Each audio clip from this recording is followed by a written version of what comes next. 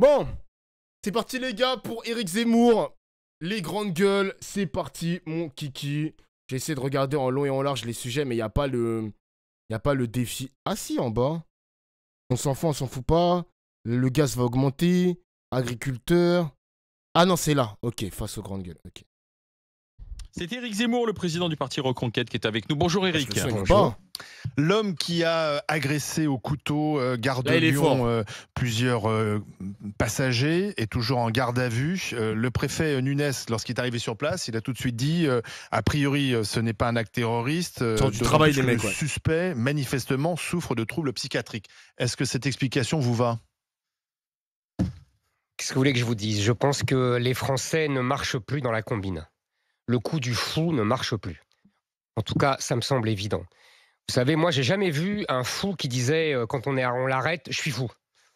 Et puis, jadis, les fous se prenaient pour Napoléon. Maintenant... Putain, mais il a mis mieux la cravate que moi, hein. Il a mieux porté la cravate que moi, les mecs. Je suis dégoûté. T'es mal, la différence, ma gueule. Non, mais c'est grave. C'est grave! C'est bizarre.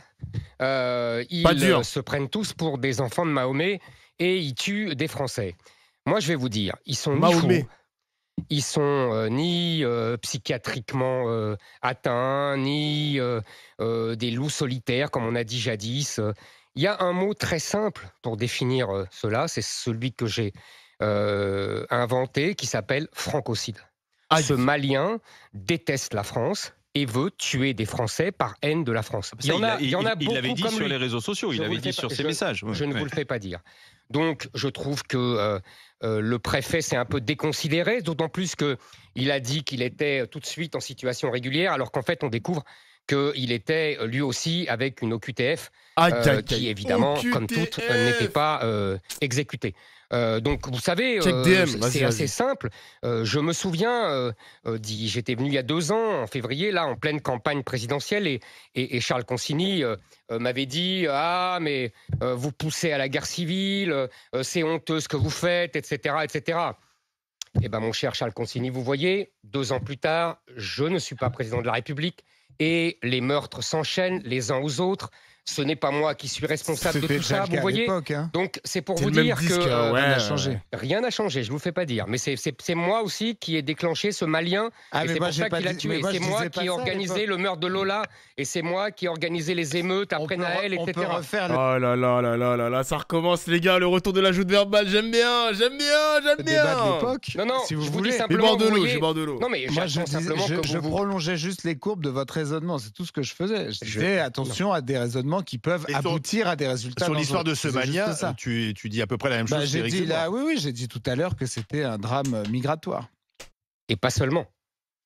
Pourquoi pas seulement? Parce que tout simplement, évidemment que Charles Consigny a raison, c'est le drame de l'immigration massive. On va en parler, j'imagine, parce que évidemment, sur 500 000 entrées légales, forcément qu'il y a tout cela, et en plus les illégaux. Donc on est submergé, envahi, moi je dis même colonisé, puisqu'il y a des endroits en France où on n'est plus en France, et donc où on vit dans une autre civilisation historique, et donc où la France n'est plus chez elle. Maintenant, on voit bien que tous ces meurtres, toutes ces agressions, il y a un fil rouge de tout ça, c'est évidemment. D'ailleurs, les gars, j'ai vu que Jean Messia, il fait un tweet pour donner la Légion d'honneur à un Renoir. Parce que le mec qui a arrêté le Malien, c'est un Renoir bien baraqué, 120 kilos de muscles, qui s'est posé sur lui, qui l'a maîtrisé et tout. Du coup, ça demande Légion d'honneur, etc. Venant de la part de Jean Messia, franchement, je m'y attendais pas, les mecs. Hein, je m'y attendais pas. Putain. Marvel, ouais, la photo, elle circule sur Internet. Et enfin sur Twitter aussi en l'occurrence, et franchement les gars, waouh, il est bien costaud. Hein. La détestation de la France et vouloir intimider les Français pour pouvoir s'imposer à eux. La loi immigration va faciliter quand même l'expulsion des étrangers délinquants, c'est en tout cas ce que souhaite Gérald Darmanin. Écoutez, le multivers, prenons les chiffres globalement. Il a expulsé, M. Darmanin, 22 000 étrangers. Merci Zelko. Il se targue et il se vante d'avoir expulsé 4 600, je crois, délinquants étrangers. Il a accueilli, comme je viens de le dire, il a laissé rentrer 500 000 entrées légales. Et je ne parle même pas des entrées illégales qu'on évalue entre 600 000 et 900 000 illégaux. Donc vous voyez, les chiffres sont une telle disproportion que c'en est ridicule. Le taux d'exécution des OQTF est de 12%. Imaginez, et pour vous faire sourire 30 secondes, imaginez Bruno Le Maire venant à la télévision et dire « Écoutez, on a fait ce qu'on a pu, mais on n'a pas pu rentrer plus de 12% des impôts. » Tout le monde rirait. Je vous rassure, l'administration fiscale est la dernière administration qui marche correctement en France. Mais c'est pour vous dire le scandale que constitue ce chiffre ridicule d'exécution des OQTF. Parce qu'on sait que c'est pas simple, il faut que les pays acceptent de récupérer leurs ressortissants. Mais voilà, rien c'est n'est pas un coup de baguette magique. Et d'ailleurs, tous les pays européens sont confrontés avec Non, les Allemands font beaucoup mieux. Et rien n'est simple. Ils en délivrent moins, les OQTF, alors ils ont peut-être un souci d'efficacité. Je connais cet argument de Darmanin.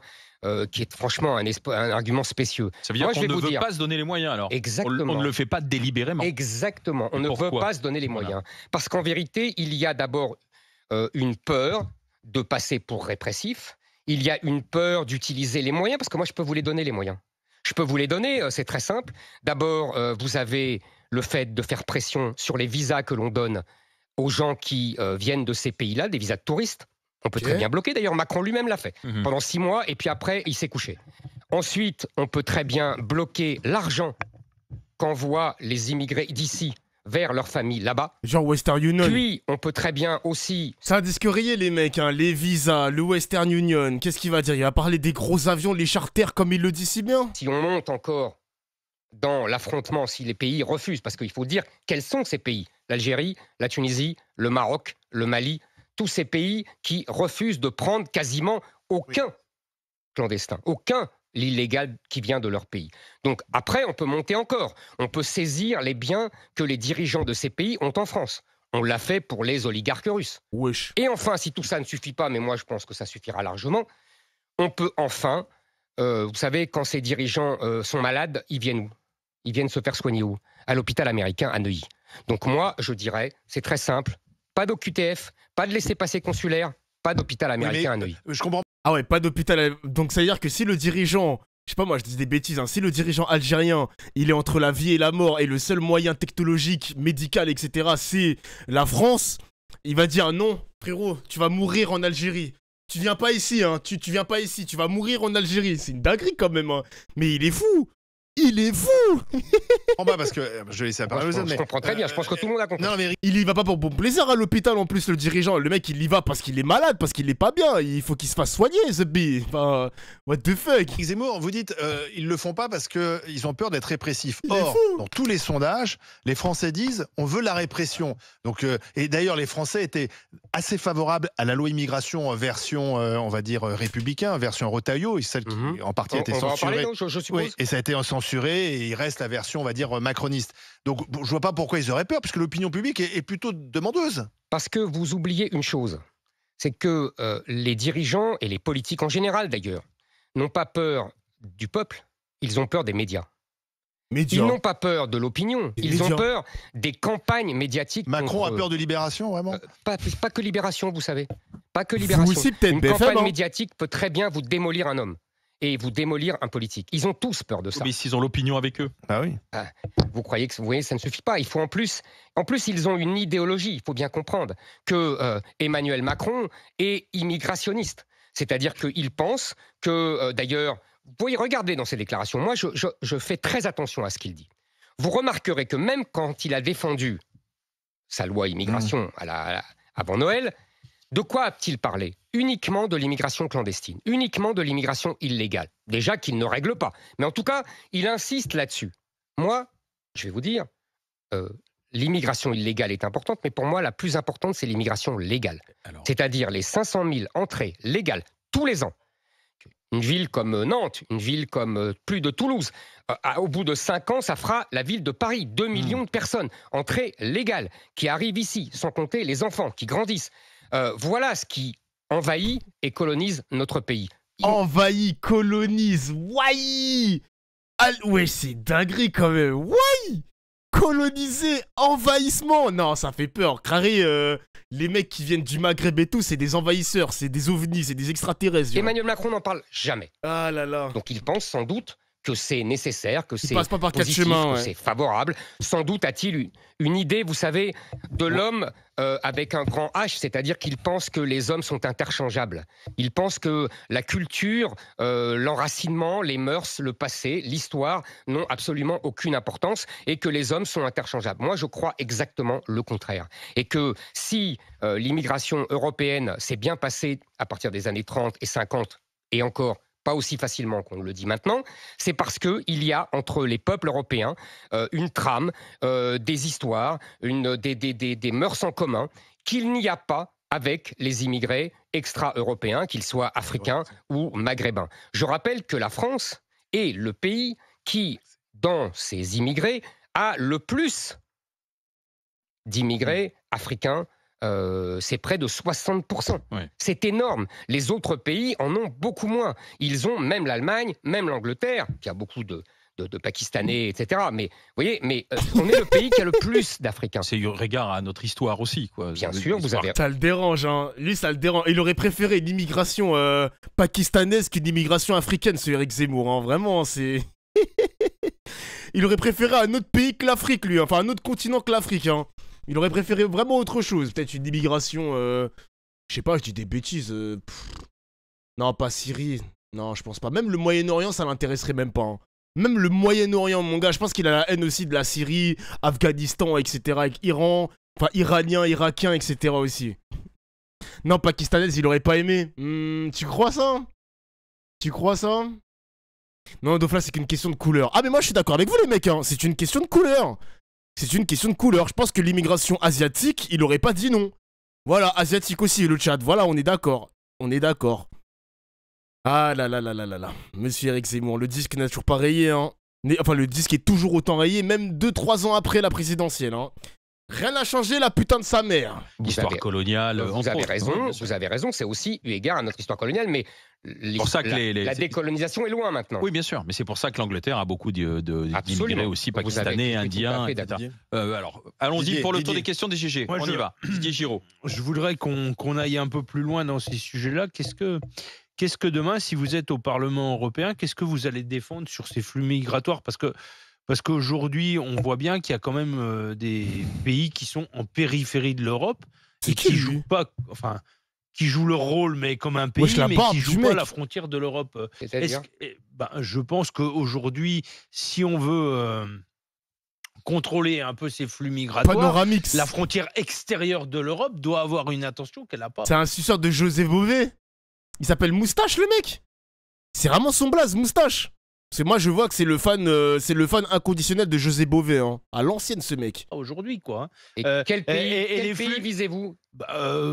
Plusieurs, la Grèce, l'Italie, et aujourd'hui, ce qui se passe, enfin, des ressortissants qui viennent de n'importe où, qui arrivent sur le sol italien, ce qui se passe après entre la frontière italienne et française qui n'existe plus, c'est le cas dans ce drame-là, il n'y a plus aucun contrôle là-dessus. À un moment donné, quand l'Italie a délivré un droit d'arrivée à ce monsieur, qu'est-ce que les Français y peuvent? Enfin, moi, je pense qu'il y a une position européenne qu'il faudrait... Vous avez tout à fait raison. Vous posez deux problèmes distincts, mais qui se cumulent, finalement. Le premier problème que vous posez, c'est la frontière extérieure de l'Europe. Oui. C'est-à-dire, les gens arrivent par la Méditerranée et ils quittent la Libye, ils quittent la Tunisie, ils viennent des pays africains, ils arrivent en Tunisie, ils arrivent en Libye, ils montent sur des petits bateaux affrétés par des passeurs qui gagnent un argent fou avec ça, aidés par des associations européennes qui, on ne sait pas ce qu'elles font derrière, et qui ensuite arrivent sur la frontière italienne, par exemple, on l'a vu à Lampedusa, ou la frontière grecque, etc. Vous avez tout à fait raison. Il faut d'abord dire que ces pays-là sont absolument submergés et qu'ils sont empêchés par la jurisprudence européenne de faire quoi que ce soit. Vous savez que le juge européen a interdit aux pays et aux États simplement de refouler les clandestins qui arrivent. La France a été condamnée pour ça. Ils interdisent aussi de ne pas les accueillir sur leur territoire. Moi, je dis qu'il faut s'asseoir sur cette jurisprudence et qu'il faut s'entendre avec les juges. Mais il serait incapable de faire ça, hein. Si Zemmour, il était président de la République française, il serait incapable de repousser des bateaux de migrants. Qu'est-ce qu'ils vont faire je sais pas moi, la marine française, qu'est-ce qu'ils vont faire? Ils vont mettre des canons à eau sur les bateaux pour les faire couler. Comment ils vont les repousser? Genre, je comprends pas. Je comprends pas sa stratégie, en fait. Juge avec les Italiens, J'arrive avec pas à comprendre. les Grecs et avec les Même Madame Mélanie, elle a pas réussi à les refouler, les migrants. Genre, je comprends pas. autres pays. Ou même... L'immigration zéro n'existe pas. Il est juste élu. Mais oui, on est d'accord, Elibel. L'immigration zéro n'existe pas. Tu peux te donner les moyens que tu veux. Tu ne peux pas. Tu ne peux pas. Il faut une vraie politique au niveau européen. Je pense que c'est impossible de faire ça au niveau de la nation. C'est impossible au niveau de la nation. C'est pas possible. Même l'Angleterre, d'ailleurs, j'étais en Angleterre la semaine dernière et je leur ai tenu ce discours. Il faut que la marine française, la marine italienne, la marine anglaise fassent un blocus en Méditerranée. Vous savez, avec les moyens modernes, on sait exactement quand un migrant met le doigt de pied dans l'eau. Donc on peut très bien les arrêter. Donc il faut dans la Méditerranée. Ça, c'est une première chose. Deuxièmement, vous posez la question de la frontière entre l'Italie et la France. Ça, vous avez tout à fait raison. Les Italiens, depuis 40 ans, font la même chose, c'est-à-dire qu'ils arrivent chez eux et ils leur disent « Eh ben la France, c'est par là ». Pourquoi vont-ils en France? Parce que nous leur donnons des allocations sociales hyper généreuses, alors que les Italiens ne leur donnent rien. Que nous avons le droit du sol, alors que les Italiens n'ont pas le droit du sol. C'est pour ça que moi, je propose, et je suis le seul dans la classe politique française, de supprimer les allocations sociales aux étrangers et de supprimer le droit du sol. Donc là, je peux vous dire qu'ils ne viendront plus en France. Mais quand les Anglais nous faisaient garder les migrants à Calais, à un moment donné, il y avait aussi de la part d'États qui étaient les États finaux des voies de migration, une prise en compte du problème et alors un accompagnement qui était ou financier ou technique. Mais qu'est-ce qu'on fait, nous, à l'Europe, pour aider les Grecs, les Hongrois à garder la frontière? Je vous répète, on les aide en les aidant à bloquer la frontière. Et c'est le contraire de ce que fait la Commission européenne, qui a refusé de financer les murs que demandaient les Polonais et autres, qui a refusé d'aider les pays européens et qui, au contraire, se bat pour répartir les migrants et qui même donne des amendes aux pays comme la Hongrie qui refusent la répartition. Il faut faire exactement le contraire. Et je reviens à votre question d'originelle, c'est-à-dire que qu'est-ce qu'on ferait au Parlement? Eh bien, justement, abattre cette Commission européenne de Madame von der Leyen, la présidente allemande, qui, elle, a été élue par une majorité avec le centre droit, le fameux PPE, où est LR, où sont les LR, et les socialistes et les Verts, qui ont élu Madame von der Leyen et qui mènent cette politique. Il faut avec... Donc qu'est-ce qui se passe, les mecs? Je sais pas si vous êtes calés dans la politique européenne. Là, on a les élections au mois de juin. Techniquement, von der Leyen, elle est encore sous mandat, ou si par exemple il y a une majorité d'extrême droitard au Parlement européen, elle dégage? Il y a des mecs qui s'y connaissent ou pas dans le chat? Genre, il y en a qui sont spécialistes, ou je vais aller me faire foutre et je vais aller chercher sur Google. Elle dégage. Genre là, son mandat s'arrête au mois de juin, là. Son mandat, la commission, c'est pas pareil que le Parlement. Ah, merde. Ah, c'est pas pareil. Ok. C'est pas pareil, d'accord. Ok. J'explique un peu. Vas-y, moi, je veux bien lire ton paragraphe, hein. Mais j'ai l'impression que dans le chat, ils disent que c'est pas la même chose, la commission et le Parlement. Donc si on a un Parlement majoritaire d'extrême droite, elle reste quand même dans la Commission européenne. À vérifier quand même, hein. À vérifier. Les gens de droite, qu'ils soient à ID ou qu'ils soient dans le groupe ECR, vous savez, les conservateurs, où les députés Reconquête devraient siéger. Le Parlement a peu de changer pouvoir. Cette majorité et donc avoir une nouvelle commission. Et par ailleurs, mais on rentrerait là dans les problèmes institutionnels, il faudrait changer le statut de la commission. Et donc là, j'ai une question ultra importante, faut que tu y répondes. En faire un véritable secrétariat, parce que la Commission de Bruxelles a abusé de ses pouvoirs depuis des années. Éric Zemmour, président Reconquête, vous restez avec nous. Question sur le climat dans un instant, savoir si vous roulez aussi en SUV ou pas. Puis on parlera pouvoir d'achat. À tout de suite avec les grandes gueules. Bon, c'était la partie qui m'intéresse.